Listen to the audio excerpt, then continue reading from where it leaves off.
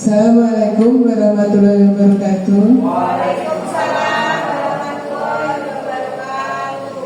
Yang terhormat Ibu Ermin SPD MPD selaku Kepala Sekolah SD Nusra Bendong 1, Bapak Ibu Guru yang saya hormati. Pertama-tama marilah kita panjatkan puji syukur kehadirat Tuhan Yang Maha Esa, karena atas limpahan karunia-Nya kita masih diberi kesehatan, sehingga pada hari yang cerah ini kita bisa berkumpul bersama di kelas ini dalam rangka menyebarkan pemahaman dan pengalaman penerapan budaya positif. Di sini saya tidak menggurui, tapi kita belajar bersama-sama nih. Konsep utama modul budaya positif di sini ada perubahan paradigma belajar, disiplin positif, kebutuhan dasar manusia, motivasi perilaku manusia, posisi kontrol restitusi, keyakinan kelas, dan segitiga restitusi. Pertama, kita mulai dengan pembelajaran dengan paradigma baru. Pembelajaran dengan paradigma baru dirancang berdasarkan prinsip pembelajaran yang terdiferensiasi sehingga setiap siswa belajar sesuai dengan kebutuhan dari tahap perkembangannya untuk mewujudkan profil pelajar Pancasila. Seperti yang kita ketahui, ketika kurikulum kita berganti, pembelajaran secara otomatis juga mengalami perubahan ya. Di sini kita sebagai tenaga pendidik dituntut untuk dapat melayani kebutuhan siswa kita.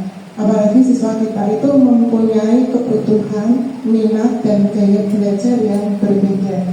Kita tidak bisa memberikan semuanya sama rata, sehingga kita perlu melihat perbedaan itu demi mewujudkan profil pelajar Pancasila. Bapak Ibu masih ingat profil pelajar Pancasila itu ada berapa? Apa saja nih? Yang pertama, beriman dan bertakwa pada Tuhan Yang Maha Esa dan berakhlak mulia. Yang kedua, berkebinekaan global. Tiga, gotong royong. Empat, mandiri. Lima, kreatif. Dan terakhir, 6, bernalar kritis.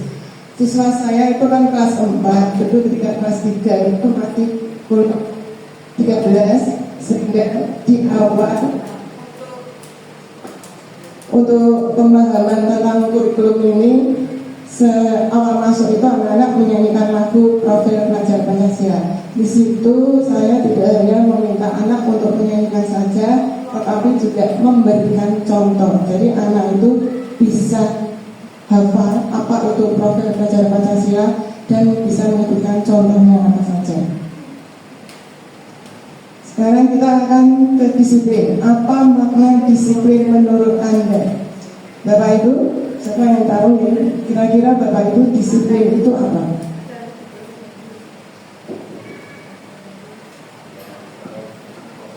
Mau Pak Den? Ya, disiplin adalah yang pelajar pelajari kualitas kemampuan berperilaku dan bekerja secara terkendali yang melibatkan kepatuhan terhadap peraturan atau standar tertentu.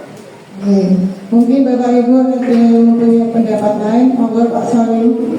Disiplin menurut saya adalah rasa ketaatan dan kepatuhan terhadap nilai-nilai yang dipercaya dan menjadi tanggung jawabnya. Ya, tidak ada yang salah, semua betul, semua pendapat dari Bapak Ibu semuanya. Di sini, disiplin positif dalam budaya kita, makna kata disiplin dimaknai menjadi sesuatu yang dilakukan seseorang pada orang lain untuk mendapatkan kepatuhan. Kita cenderung menghubungkan kata disiplin dengan ketidaknyamanan. Sebagai pendidik, tujuan kita adalah menciptakan anak-anak yang memiliki disiplin diri sehingga mereka bisa berperilaku dengan mengacu pada nilai-nilai kebajikan universal dan memiliki motivasi intrinsik bukan ekstrinsik. Dari motivasi intrinsik itu motivasi yang muncul dari dalam diri anak tersebut. Sedangkan ekstrinsik itu unsur dari luar. Jadi disiplin yang intrinsik, anak makan disiplin berdasarkan kesadaran mereka sendiri, bukan atas suruhan orang lain. Kalau disiplin atas suruhan orang lain itu namanya disiplin ekstrinsik. Disiplin positif merupakan salah satu cara penerapan disiplin yang bertujuan untuk menumbuhkan kesadaran serta membudayakan anak untuk melakukan sesuatu tanpa sogokan, ancaman maupun hukuman. Jadi tanpa embel-embel dihukum, tanpa embel-embel ancaman, sogokan, anak itu bisa melakukan disiplin secara sendiri. Disiplin diri dapat membuat seseorang menggali potensinya menuju kepada sebuah tujuan mulia, sesuatu yang dihargai dan bermakna. Disiplin diri juga mempelajari bagaimana cara kita mengontrol diri dan bagaimana menguasai diri untuk memilih tindakan yang mengacu pada nilai-nilai yang kita hargai agar tercapai tujuan mulia yang diinginkan.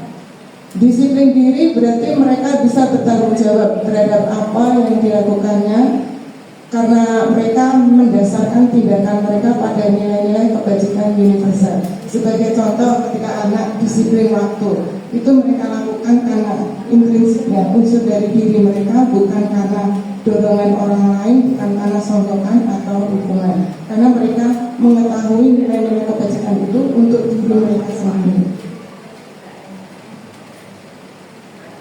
Kebutuhan dasar manusia. Di sini ada 5 kebutuhan dasar manusia. Pertama, bertahan hidup. Kedua, kasih sayang dan rasa diterima. 3, kebebasan. 4, kesenangan. Dan 5, penguasaan. Yang pertama, bertahan hidup. Mengapa bertahan hidup? Karena yang pertama ini adalah kebutuhan primer, kebutuhan utama, yaitu seperti makan, tempat tinggal, pakaian, keamanan, dan kesehatan. Kadang kita pernah mendengar makan untuk hidup, karena kebutuhan itu kebutuhan yang memang krusial untuk bertahan hidup.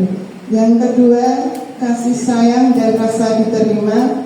Rasa diterima dipedulikan, berbagi, kerjasama, menjadi bagian dalam kelompok. Yang ketiga, kebebasan, mandiri, memiliki pilihan, mencoba hal baru, mampu mengendalikan arah dirinya. Sedangkan yang keempat, kesenangan, bermain, humor, antusiasme, tertawa. Yang kelima, penguasaan, harga diri, keinginan untuk dianggap, berprestasi, diskusi, didengar.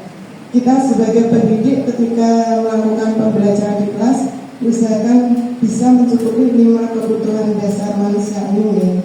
Apalagi yang nomor 2 itu kasih sayang. Kadang ada anak yang ketika di rumah itu seperti kekurangan kasih sayang.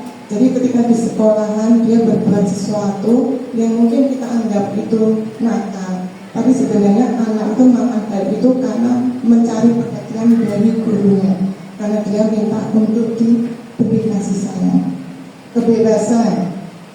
Kebebasan di sini memiliki pilihan.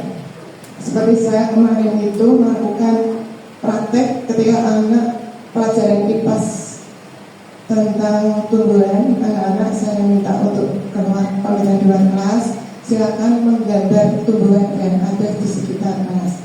Cari tumbuhan, silakan digambar yang menurut kalian lebih mudah. Di situ saya memberi kebebasan kepada anak untuk mencoba hal baru. Motivasi perilaku manusia. Motivasi merupakan dorongan yang timbul pada diri seseorang secara sadar atau tidak sadar untuk melakukan suatu tindakan dengan tujuan tertentu. Di sini motivasi ada 3. Yang pertama, menghindari ketidaknyamanan dan hukuman. Kedua, mendapatkan imbalan atau penghargaan dari orang lain.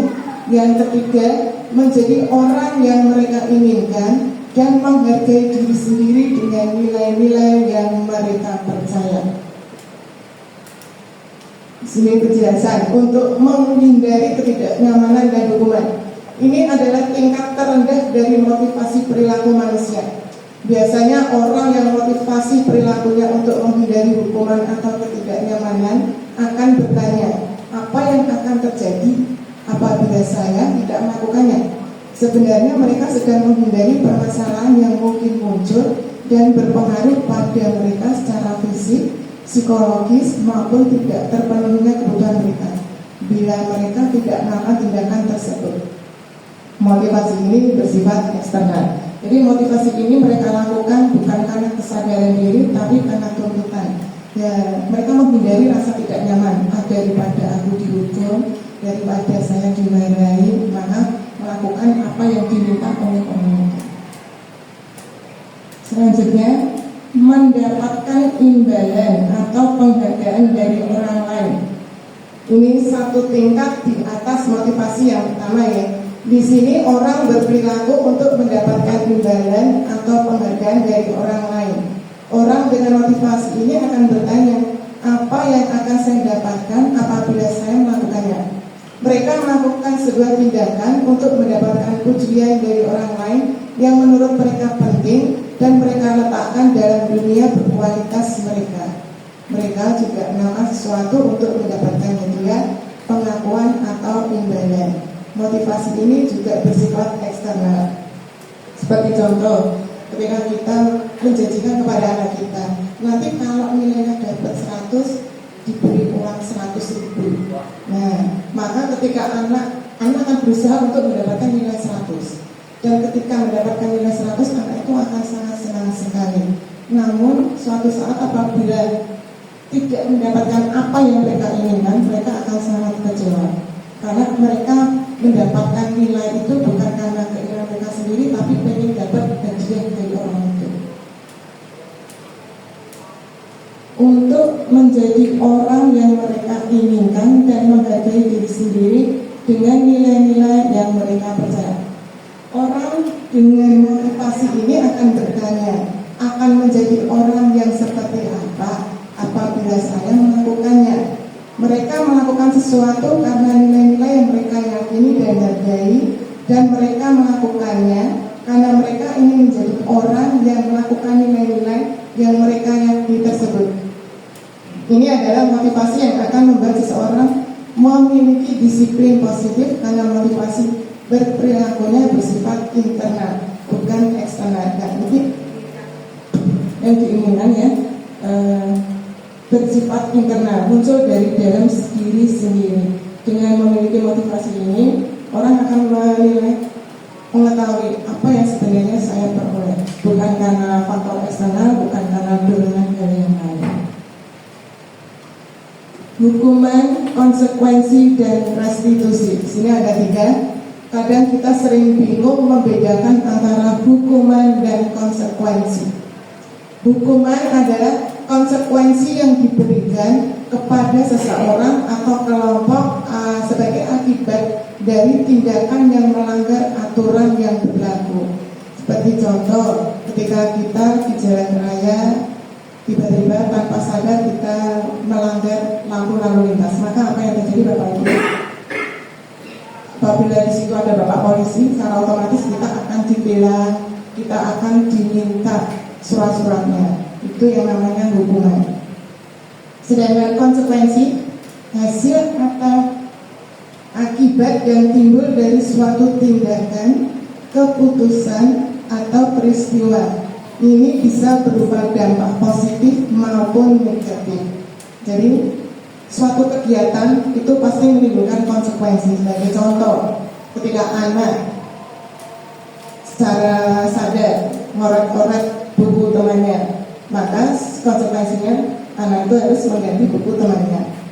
Restitusi, proses menciptakan kondisi bagi murid untuk memperbaiki kesalahan mereka, sehingga mereka bisa kembali pada kelompok mereka dengan karakter yang lebih kuat. Ini menurut dosen tahun 2004. Ini disiplin dengan identitas gagal apabila kita menerapkan hukuman kepada murid atau anak. Maka yang akan dirasakan oleh anak itu menyakitkan, tidak nyaman, murid takut, memaksa, murid menyembunyikan kesalahan, murid menjadi rendah diri, mengasingkan diri, marah, merasa bersalah, membenci peraturan dan menyalahkan diri. Ini adalah yang dirasakan oleh murid kalau kita memberikan hukuman kepada mereka. Selanjutnya, konsep disiplin dengan identitas sukses. Konsekuensi penguatan jangka pendek, perlu monitoring berkelanjutan, stimulus respon, murid menghormati peraturan, kehilangan waktu untuk mengurangi kesalahan, dan restitusi. Restitusi di sini adalah proses menciptakan kondisi bagi murid untuk memperbaiki kesalahan mereka sehingga mereka bisa kembali pada kelompok mereka dengan karakter yang lebih kuat.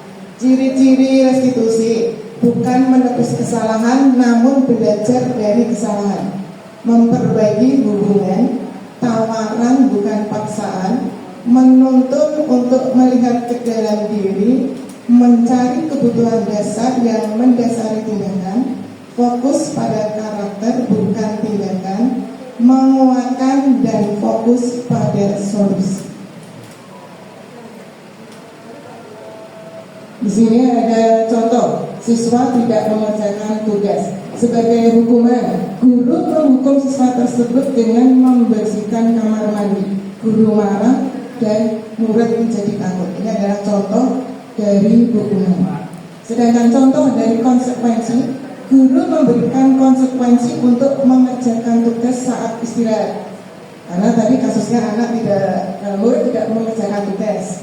Sebagai konsekuensinya, nanti ketika istirahat silakan tugas dikerjakan dan dikumpulkan. Guru tegas dan siswa menghormati peraturan. Sedangkan untuk restitusi, guru menanyakan keyakinan kelas atau dirinya dan membantu menyelesaikan masalahnya. Guru terbuka dan siswa menghormati dirinya dan orang lain. Di sini, ayo kita cari tahu. Di sini ada 5 kondisi. Menurut Bapak Ibu, ini termasuk hukuman atau konsekuensi. Nomor 1, mencatat 100 kali karena terlambat masuk kelas. Menurut Bapak Ibu, ini hukuman atau konsekuensi? Konsekuensi. Ini termasuk konsekuensi. Yang kedua, lari keliling lapangan sekolah 2 kali karena terlambat hadir di sekolah. Hukuman apa konsekuensi? Hukuman. Karena terlambat sekolah, dan sekolah itu kan memiliki peraturan harus masuk jam berapa. Maka ketika terlambat mendapat hukuman lari keliling. Membersihkan coretan yang dibuat di meja. Hukuman atau konsekuensi? Ya, konsekuensi. Yang keempat, murid diminta push up 15 kali karena tidak mengenakan masker. Hukuman. Terakhir, 5, mengganti kertas tugas teman yang telah dicoret. Konsekuensi. Jadi sudah bisa membedakan antara hukuman dan konsekuensi. Nah, ini yang menarik. 5 posisi kontrol restitusi. Di sini ada 5: penghukum, pembuat rasa bersalah, teman, pemantau, manajer. Nah, untuk membedakan apa itu posisi kontrol, penghukum, pembuat rasa bersalah, teman, pemantau, manajer, mari kita lihat bersama video berikut.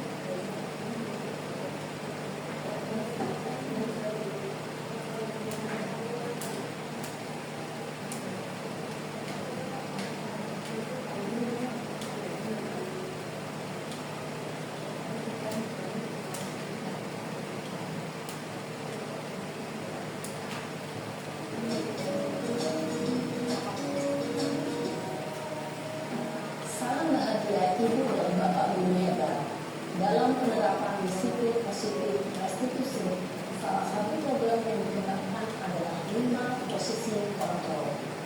5 posisi kontrol dalam restitusi adalah proses perjalanan seorang pendidik agar dapat mengenali dirinya. Pada video kali ini, kita akan membahas tentang 5 posisi kontrol yang dikembangkan oleh Diane Gosset dan contoh penerapannya.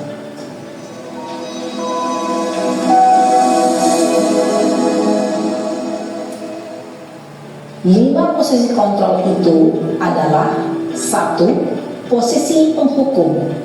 2. Posisi membuat merasa bersalah. 3. Posisi teman. 4. Posisi pemantau atau monitor. Dan 5. Posisi manajer. Untuk lebih memahami kelima posisi tersebut, mari kita saksikan kasus Naren yang terlambat hadir 20 menit di sekolah dan melihat bagaimana kelima posisi kontrol dalam menghadapi masalah tersebut.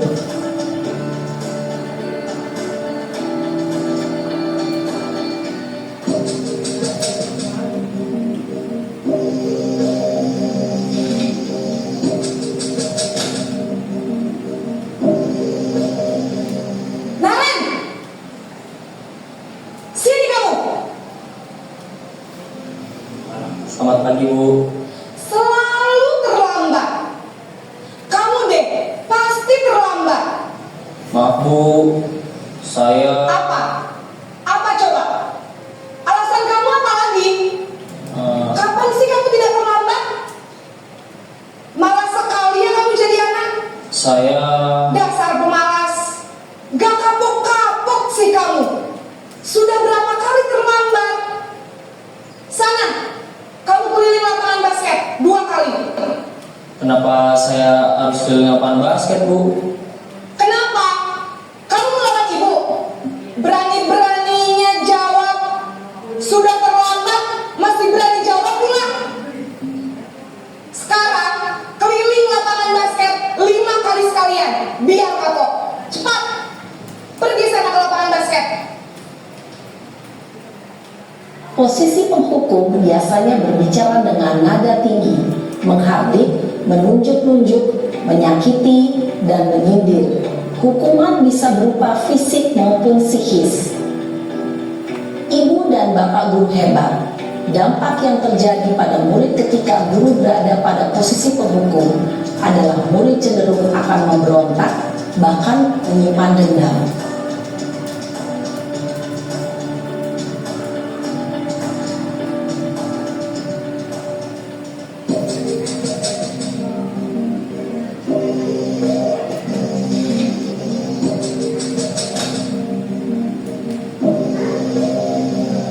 Naren,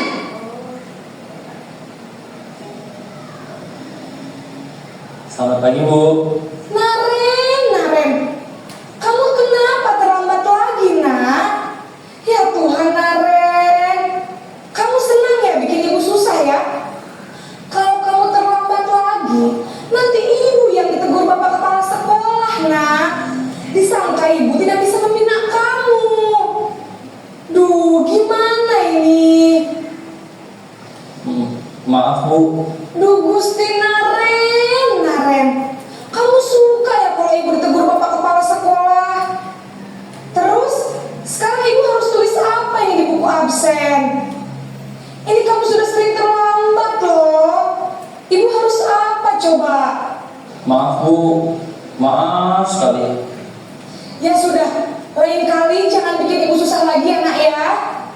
Ibu tidak akan kuat lagi kalau kamu begini terus. Bisa jantungan kalau ibu tegur bapak kepala sekolah. Sana cepat ke kelas. Maaf ya, Bu. Maaf sekali. Posisi pembuat rasa bersalah berbicara dengan nada tenang, cenderung lembut. Namun kata-kata yang diutarakan membuat murid merasa menjadi orang yang gagal, memandang buruk dirinya sendiri, merasa tidak berharga, dan tidak sanggup membahagiakan orang lain.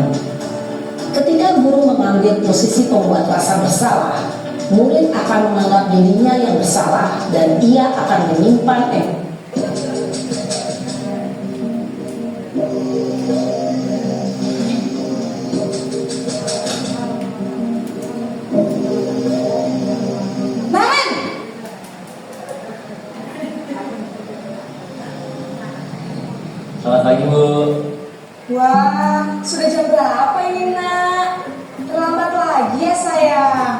Iya Bu, habis ibu saya lupa bangunkan saya Bu. Kamu malah menyalahkan ibu kamu. Kamu bukannya anak yang larinya paling kencang. Kok terlambat sih? Iya Bu, saya memang terlambat bangun tadi. Jadi biarpun saya lari kencang, tetap gak kekejar Bu. Ya sudah sana. Nanti lain kali larinya lebih kencang lagi ya. Biar gak terlambat lagi. Bikin seneng ibu demi ibu. Bisa kan? Bisa lah Bu. Ya sudah sana masuk kelas. Ibu beresin urusan absen kamu. Kamu ini ada-ada saja.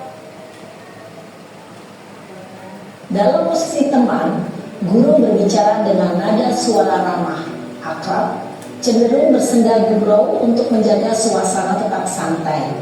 Murid akan merasa senang, aman, dan akrab dengan guru. Identitas yang tercipta adalah identitas sukses atau berhasil.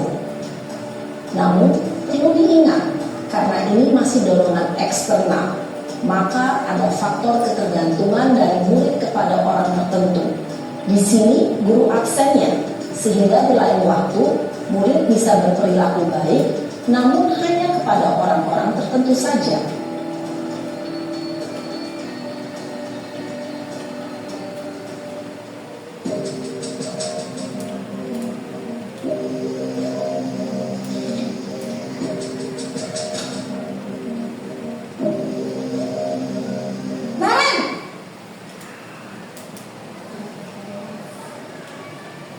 Selamat pagi Bu.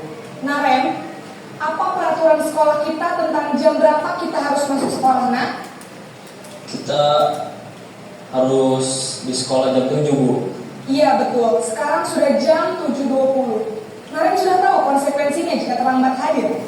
Paham Bu. Saya harus tinggal kelas pas jam istirahat selama 20 menit. Iya benar, konsekuensinya demikian. Jadi nanti jam 9.30 pas istirahat, kamu harus tinggal di kelas, kerjakan tugas tambahan untuk ketertinggalan kamu, ya? Baik Bu. Posisi pemantau mengandalkan penghitungan atau data untuk mengontrol murid. Guru mengarahkan murid berdasarkan peraturan dan konsekuensi. Seorang pemantau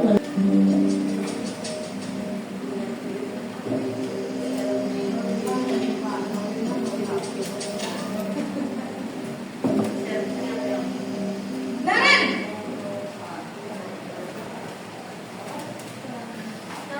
Selamat pagi Bu. Selamat pagi, Naren. Maaf Bu, saya terlambat. Iya, sekolah masuknya jam 7, sekarang sudah jam 7.20. Jadi sekarang bagaimana ini, Naren? Maaf Bu, saya lupa setel alarm saya semalam. Baiklah, menurut kamu, keyakinan sekolah yang mana yang perlu kamu tingkatkan? Menghargai diri sendiri dan orang lain mungkin ya Bu. Setuju. Jadi, apakah Naren meyakini prinsip saling menghormati tersebut? Iya Bu, saya meyakininya. Apakah Naren bersedia memperbaiki masalah keterlambatan ini? Bersedia Bu. Bagaimana kamu akan memperbaiki masalah keterlambatan ini? Saya akan coba untuk tidak lupa menyetel alarm saya Bu. Baik, kalau Naren lupa menyetel alarm di rumah, ada orang yang kira-kira bisa bantu mengingatkan tidak? Ada Bu, kakak saya, Kak Emma. Ada lagi selain Kak Emma? Selain Kak Emma, ada ibu saya. Baik, jadi yang mengingatkan Naren adalah Kak Emma dan ibu kamu ya? Kira-kira akan mulai setel alarm kapan nih, Naren? Setelah pulang sekolah, akan segera saya lakukan. Baik, jadi Naren akan setel alarm untuk bangun besok pagi dan akan diingatkan oleh kakak dan ibunda Naren ya. Ada lagi yang mungkin perlu dilakukan, Naren, agar tidak terlambat bangun lagi? Tidak ada Bu. Baik, Naren, terima kasih untuk kerjasama kamu. Sekarang kamu perlu kembali ke kelas untuk belajar. Baik Bu, terima kasih. Posisi manajer adalah posisi kontrol yang disarankan untuk membimbing murid memiliki sikap disiplin yang positif, yaitu murid yang mandiri, bertanggung jawab, dan dapat memecahkan masalah. Tujuan dari posisi ini adalah agar murid dapat berefleksi atas tindakannya. Guru akan dengan tulus memberikan pertanyaan-pertanyaan bermakna, sehingga membuat murid dapat belajar dari kesalahannya dan mencari sebuah solusi untuk menyelesaikannya. Ibu dan Bapak guru hebat, setelah mengamati adegan kelima posisi kontrol tadi, kira-kira posisi mana yang paling ideal? Posisi mana yang dapat menunjang motivasi intrinsik murid? Ya, tentu posisi manajer. Posisi ini memang posisi ideal yang ingin dituju setiap pendidik. Pada posisi inilah, guru dapat menerapkan disiplin positif dan berpihak pada murid, yang memerdekakan murid. Perjalanan seorang pendidik tentunya tidak mudah untuk sampai pada posisi seorang manajer. Namun, tujuan kita pasti, yaitu menciptakan murid-murid yang mandiri, merdeka, dan bertanggung jawab. Semoga penggambaran 5 posisi kontrol yang telah diperlihatkan ini dapat menjadi ajang refleksi bagi kita semua, agar dapat terus mengasah dan menerapkan disiplin positif yang memerdekakan murid. Mari terus berlatih dan bersemangat. Selamat menerapkan. Salam dan bahagia, Ibu dan Bapak guru hebat.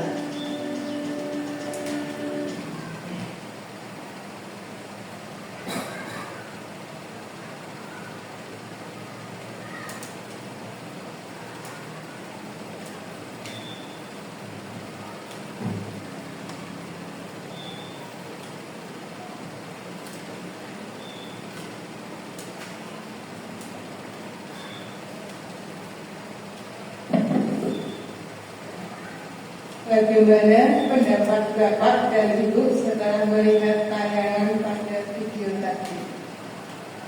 Apa yang mau memberikan pendapatnya?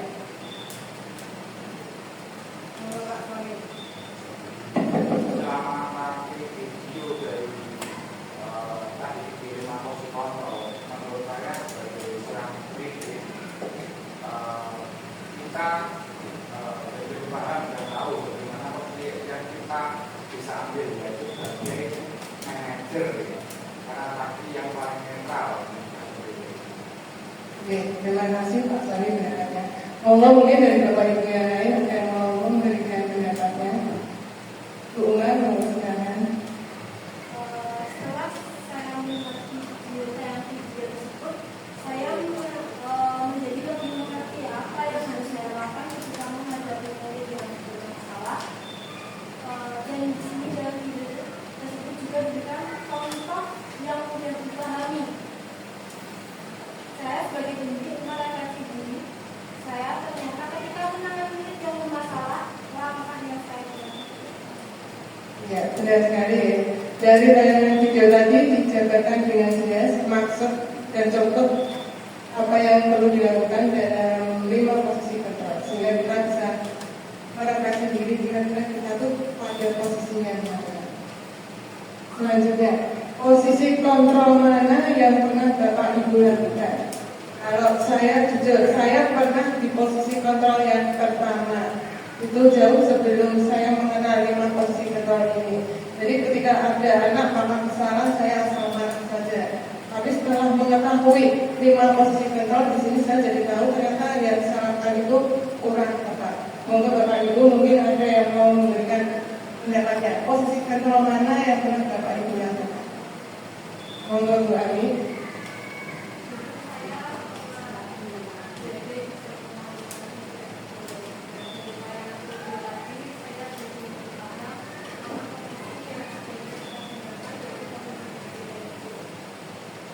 Ya, terima kasih Bu Ani. Mungkin ada yang lain Bapak Ibu, monggo duluan. Mungkin dari sahabat yang itu ya, pernah ada di posisi yang asal marah gitu ya. Tapi setelah tayangan video tadi, saya jadi tahu dan akhirnya merasa bersalah diri pernah ada di posisi itu. Sama seperti saya Bu Ani.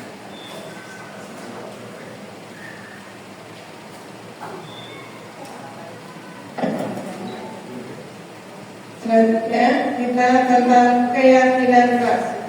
Mengapa di sini keyakinan? Mengapa kok tidak kesepakatan kelas saja? Keyakinan dan kesepakatan. Keyakinan nilai-nilai kebajikan universal yang disepakati secara tersirat dan tersurat, lepas dari latar belakang suku, negara, bahasa maupun agama. Sedangkan kesepakatan hasil dari keputusan bersama dengan tujuan yang sama. Keyakinan sekolah atau kelas. Keyakinan kelas bersifat lebih abstrak daripada peraturan yang lebih rinci dan konkret. Keyakinan kelas berupa pernyataan-pernyataan universal. Pernyataan keyakinan kelas senantiasa dibuat dalam bentuk positif. Keyakinan kelas setidaknya tidak terlalu banyak sehingga mudah diingat dan dipahami oleh semua warga kelas. Keyakinan kelas sebagai sesuatu yang dapat diterapkan di lingkungan tersebut. Semua warga kelas setidaknya ikut berkontribusi dalam pembuatan keyakinan kelas lewat kegiatan curah pendapat. Bersedia meninjau kembali keyakinan kelas dari waktu ke waktu. Jadi dalam membuat keyakinan kelas itu membutuhkan semua pendapat dari semua pihak dan bisa ditinjau kembali. Karena dari waktu ke waktu itu bisa saja berubah. Di sini kegiatan membuat keyakinan di kelas saya yaitu 4A. Guru bersama siswa membuat keyakinan kelas. Yang pertama diawali dengan berdiskusi tentang keyakinan, merumuskan peraturan dari keyakinan dan menempelkan keyakinan. Saya meminta semua anak-anak untuk menuliskan keyakinan yang mereka inginkan. Mereka ingin kelas 4A itu yang bagaimana, seperti apa. Nah, saya memberikan kertas post-it pada anak-anak, mereka menuliskan, kemudian ditempelkan di papan tulis. Setelah itu bisa bersih, karena dari satu anak ke yang lain itu ada yang sama. Dan sama itu kita skip, jadi tinggal beberapa saja. Ini adalah contoh keyakinan kelas 4A.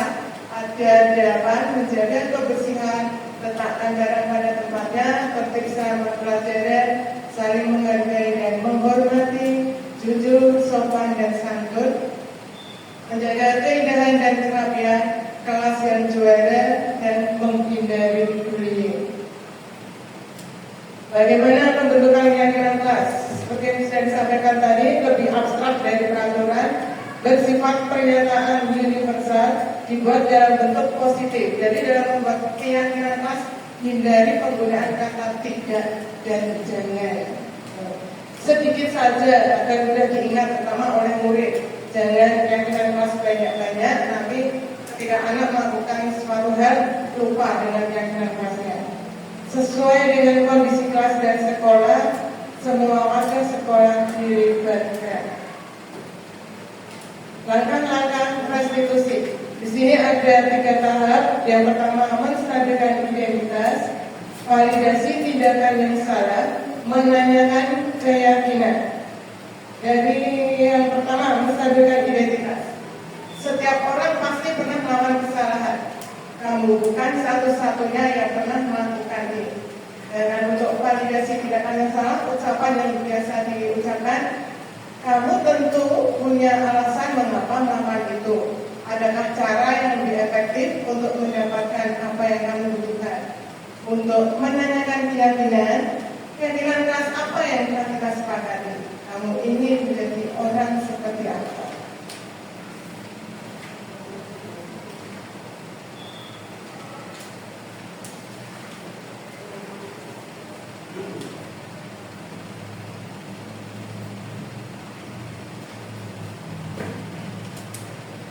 Mari kita simak bersama penerapan segitiga restitusi supaya lebih paham.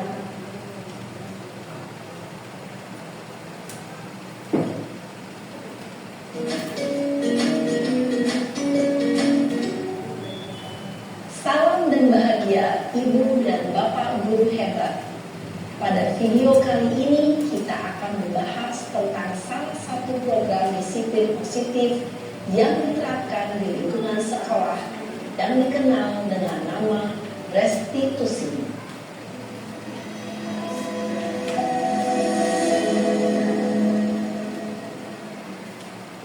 Restitusi dikembangkan oleh pakar pendidikan Diane Gosson berlandaskan pada teori kontrol Dr. William Gleason.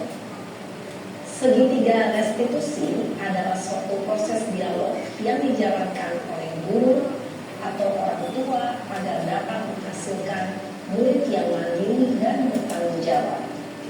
Pada saat guru di posisi manajer, aspek yang dikembangkan pada murid adalah motivasi intrinsik, sehingga penanaman nilai-nilai kebajikan dapat tumbuh dan berkembang menjadi suatu kebiasaan positif yang akhirnya membentuk karakter murid. Proses dialog ini terdiri dari 3 langkah yang digambarkan pada ketiga sisi pada segitiga restitusi. Sisi pertama adalah menstabilkan identitas. Sisi yang kedua adalah validasi tindakan yang salah. Dan sisi yang ketiga adalah menanyakan keyakinan. Ibu dan Bapak Ibu, berikut ini akan ditunjukkan bagaimana seorang guru berada dalam posisi manajer menggunakan penerapan segitiga restitusi.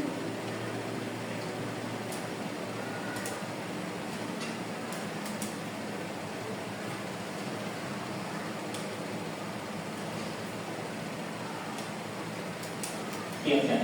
Siap, Pak. Sudah lama nggak ketemu saya? Kenapa hari ini ada di sini? Kesel, Pak. Kesel banget. Masa aku dikatain tukang fitnah, Pak? Ya aku marah. Aku dari ngatain Eka di depan kelas. Kesel banget. Oh begitu. Ya pasti kamu marah dan kesal. Bapak juga akan marah apabila ada yang menuduh Bapak seperti itu. Kemudian pada saat itu kamu mau melakukan apa? Ya saya langsung ngatain Eka lah, Pak. Kesel banget. Saya bentak-bentak dia di depan temen-temen. Oh begitu. Pasti kamu melakukan seperti itu karena suatu alasan tertentu, kan? Iyalah, masa saya diam saja, Pak? Ya saya bela diri lah. Masa saya dituduh tukang fitnah? Ya wajar lah. Mempertahankan harga diri itu sesuatu yang penting buat kamu. Untung kamu tidak bertindak lebih gegabah lagi, hanya membentak-bentak. Iya, Pak. Untung saya masih bersabar dan hanya membentak saja. Udah gemes padahal, saya pasti bela diri lah. Ya pasti ya. Tapi kamu memilih untuk tetap bertahan dan bersabar. Kamu memilih untuk tidak berbuat lebih parah lagi, kan? Iya. Nah, sekarang coba kita lihat lagi tindakan kamu yang bentak-bentak Eka di kelas. Tindakan kamu itu kira-kira sesuai dengan keyakinan kelas atau prinsip kamu tidak? Enggak lah, Pak. Capek, Pak, jadi pemarah. Jadi keyakinan atau prinsip mana yang kurang sesuai dengan keinginan kamu? Ya, saya sebenarnya sangat menghargai orang lain. Mungkin saat itu saya menjadi emosi, jadi tidak menentukan sikap itu. Kamu meyakini tidak menghargai orang lain itu penting buat kamu? Yakinlah, Pak. Iya, setuju. Kita harus saling menghargai. Namun ada juga keyakinan yang kita sepakati yang perlu kita jalankan apabila kita sedang marah, bukan? Ya, saya bisa lebih proaktif, mulai dengan diri sendiri. Saya bisa jadi lebih bersabar, mengambil jeda untuk berpikir mau apa selanjutnya. Kira-kira kamu bersedia memperbaiki masalah ini tidak? Bersedia, Pak. Kalau kamu memperbaiki masalah ini, kamu akan menjadi orang seperti apa? Saya akan menjadi orang yang bertanggung jawab kali ya, Pak. Dan senantiasa proaktif. Iya. Menurut kamu, bagaimana rasanya menjadi orang seperti itu? Ya nyaman lah, bangga bisa bersabar dan menahan diri. Baiklah kalau begitu. Yuk kita pikirkan bagaimana memperbaiki masalah ini.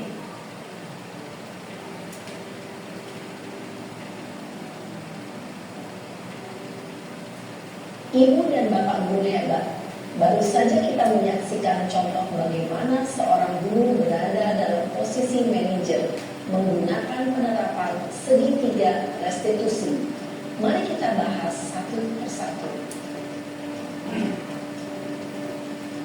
Pada sisi pertama, menstabilkan identitas berdasarkan pada prinsip bahwa membuat kesalahan adalah bagian dari proses pembelajaran. Sisi pertama dari segitiga ini berperan menggeser identitas murid dari identitas gagal ke identitas identitas sukses. Murid yang sedang bertingkah laku yang tidak pantas atau menarik diri saat sedang mengalami identitas gagal. Bila kita mengkritiknya, maka posisinya tidak akan berubah. Kita bisa mengajukan pernyataan-pernyataan ini. 1. Membuat kesalahan sesuatu yang wajar. 2. Manusia tidak ada yang sempurna. 3. Kita bisa memperbaiki masalah ini. 4. Saya tidak menanya kesalahan. Saya lebih fokus bagaimana memperbaiki masalah ini. 5. Apakah saat ini kamu tengah menjadi orang yang baik untuk dirimu sendiri? Pada sisi kedua, validasi tindakan yang salah berlandaskan pada prinsip bahwa setiap perilaku berupaya memenuhi suatu kebutuhan tertentu. Guru yang telah memahami teori kontrol akan bergeser dari pemikiran stimulus respon menjadi proaktif dan mencoba untuk mengenali tujuan dari perilaku murid, mengenali dan mengakui kebutuhan murid ini dapat memperbaiki hubungan dengan murid tersebut. Pernyataan atau pertanyaan bisa disampaikan dengan nada suara tidak menghakimi atau memojokkan, sehingga dapat mengembalikan murid pada posisi positif. 1. Kamu bisa saja bertindak lebih gegabah lagi dari ini. 2. Kamu bukan melakukannya tanpa suatu alasan tertentu. 3. Kamu melakukannya karena mempertahankan sesuatu yang penting bagimu. 4. Mungkin kamu bisa mempelajari suatu perilaku baru yang lebih efektif. Bersediakah kamu mempelajarinya? Selanjutnya, kita akan simak sisi terakhir, yaitu menanyakan keyakinan. Teori kontrol menyatakan bahwa dasarnya kita termotivasi secara intrinsik. Pada saat perilaku yang salah telah divalidasi dan identitas sukses telah stabil, maka murid telah siap mengaitkan keyakinan-keyakinannya dengan tindakannya yang salah, dan pemikirannya telah bergeser ingin menjadi orang yang. Pertanyaan-pertanyaan ini dapat mengaitkan keyakinan-keyakinan yang dianut murid. 1. Sebagai keluarga atau kelas, apa yang kita yakini? 2. Nilai-nilai apa yang telah kita tekuni? 3. Seperti apa gambaran sebuah kelas yang ideal bagi kami? 4. Kamu ingin menjadi orang seperti apa?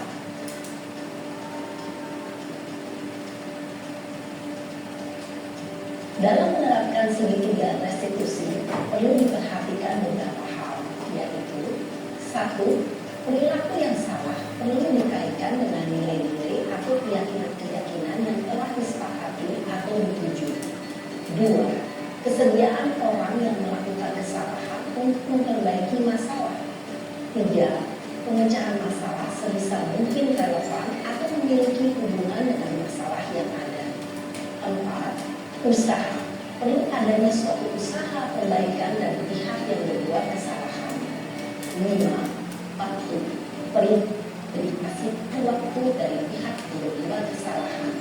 Tanyakan kapan akan mulai dilakukan usaha untuk memperbaiki masalah. Dengan memahami siklus penerapan segitiga restitusi, diharapkan guru dapat menerapkan posisinya sebagai manajer dengan mengajukan pertanyaan-pertanyaan bermakna yang dapat membuat murid menjadi lebih percaya diri, bertanggung jawab, dan mandiri. Nah, ibu bapak guru perlu tidaknya mengikuti ketiga tahapan dalam segitiga restitusi bergantung pada ringan beratnya suatu permasalahan. Misalnya, bila permasalahan tersebut ringan, maka tidak perlu dijalankan secara berurutan. Bahkan bisa semudah menanyakan apa keyakinan yang kita sepakati. Dengan menjalankan segitiga restitusi, dengan mengajukan pertanyaan-pertanyaan bermakna, diharapkan murid menjadi lebih kuat secara pribadi, dapat membuka wawasan murid agar dapat menyelesaikan permasalahannya sendiri, semakin percaya diri, mandiri, dan merdeka. Salam dan bahagia, Ibu Bapak Guru hebat.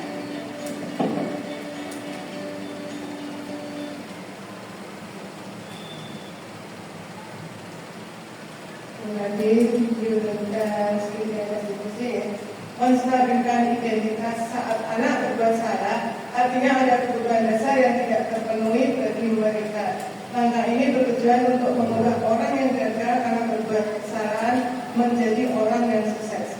Saat dalam kondisi emosional, otak tidak akan mampu berpikir rasional. Pada tahap inilah guru berupaya menstabilkan identitas anak, sehingga bisa lebih tenang dalam mencari solusi untuk menyelesaikan permasalahan dengan mengatakan seperti berbuat salah itu tidak apa-apa, tidak ada manusia yang sempurna.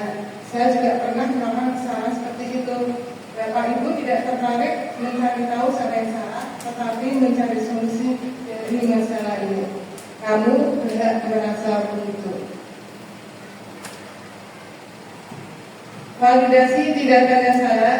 Guru berupaya memahami kebutuhan dasar yang melatar belakangi anak berbuat kesalahan. Mengacu pada teori kontrol, segala tindakan manusia pasti mempunyai maksud atau tujuan tertentu, entah itu baik atau buruk. Kalimatnya seperti, padahal kamu bisa melakukan yang lebih buruk dari ini ya. Kamu pasti punya alasan mengapa melakukan hal itu. Kamu boleh mempertahankan sikap itu, tapi kamu harus menambahkan sikap yang baru. Menanyakan keyakinan dilakukan dengan memberi pertanyaan-pertanyaan bermakna kepada murid atau anak untuk memunculkan motivasi secara intrinsik sehingga mampu mengaitkan keyakinannya dengan tindakan yang salah.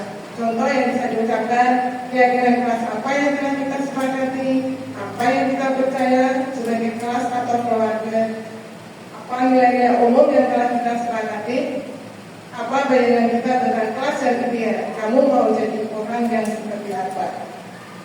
Ini adalah contoh video saya sedang melakukan segitiga restitusi kepada murid saya. Murid, apakah kamu tahu mengapa kami hadir di sini? Mungkin karena saya tidak mengerjakan tugas. Kemarin hari Kamis kamu masuk sekolah tidak? Masuk. Murid, semua orang pasti akan melakukan kesalahan. Ini tidak bukan orang kesalahan, terus tidak kesalahan pasti ada kesalahan. Dan itu Karena saya bukan dengan kenapa kamu melakukan itu? karena itu tidak khususnya otomatis. Dan kami manusia ada kebutuhan besar. Jadi ada yang terjadi. Kamu masih ingat kira-kira kelas kita? Kalau masih ingat, apakah menurut kamu apa yang kamu lakukan sesuai dengan kebutuhan kita? Kamu dan apa yang bisa Disiplin dan kemudian berarti kamu itu dengan kelasnya. Sekarang menurut kamu apa yang akan dilakukan untuk memperbaiki kesalahan kamu? yang pertama, saya minta maaf untuk yang kedua, saya akan tetap di malam hari. Yang ketiga, saya akan menunjukkan tugasnya yang bersama. Baik, mulai apresiasi yang menggunakan sekarang sekarang menjadi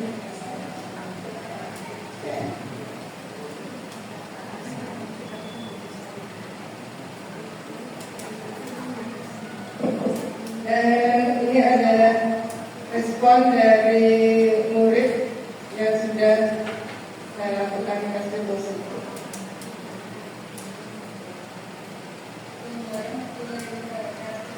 Saya mulai dari kelas 4, dari masing-masing. Saya senang ngobrol. Saya dapat menemukan solusi supaya saya tidak salah. Terima kasih. Nah ini ya, refleksi. Satu, peristiwa apa yang Anda peroleh pada kegiatan hari ini? Dua, bagaimana perasaan Bapak Ibu setelah memperoleh materi pada kegiatan hari ini? Tiga, pembelajaran apa yang Anda peroleh pada kegiatan hari ini? Dan empat, perubahan atau penerapan apa yang ingin Anda lakukan setelah mengikuti kegiatan hari ini? Monggo Bapak Ibu mungkin ada yang mau menyampaikan pendapatnya. Monggo Pak I. Yang pertama, pada kegiatan hari ini saya memperoleh ilmu belum pernah saya dapatkan seperti 5 kursi kontrol dan segitiga restitusi. Kemudian perasaan saya sangat senang karena mendapat ilmu yang bermanfaat terutama bagi seorang pendidik.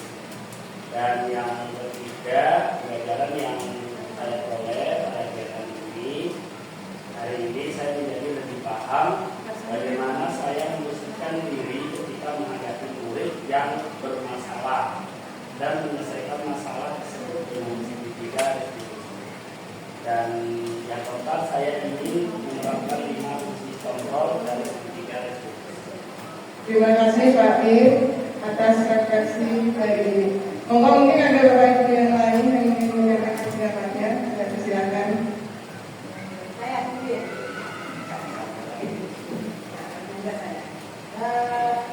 Di sini tentang disiplin positif ya. Ya sama seperti Pak Ir, termasuk pengalaman baru yang mendapatkan baru dari apa yang dipaparkan mungkin tentang disiplin positif ini. Banyak sekali pelajaran baru yang saya peroleh tentang segitiga restitusi, 5 posisi kontrol, hukuman, konsekuensi dan restitusi lainnya. Kemudian dari apa yang saya dapatkan dari hari ini mungkin akan saya terapkan tidak langsung, ya mungkin bertahap, tapi akan saya coba untuk terapkan di kegiatan pembelajaran saya pada siswa saya mengalami masalah. Demikian ini, terima kasih. Terima kasih. Banyak refleksinya dulu. Belum di penghujung, mari kita saksikan bersama.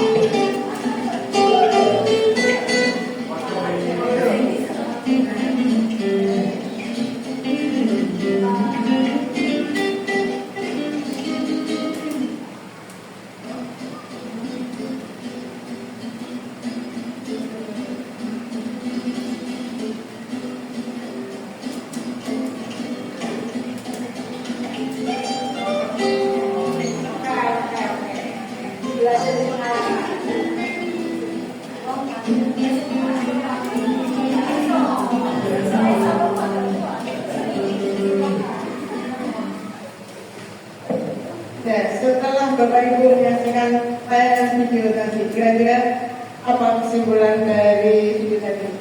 Boleh persilakan Pak Retno. Dari video di atas kita bisa ambil kesimpulan, satu, kita tidak boleh egois atau menagih hak diri. Kalau saja di antara mereka salah satu yang marah, pasti masalah tersebut bisa diatasi dengan baik. Namun karena sama-sama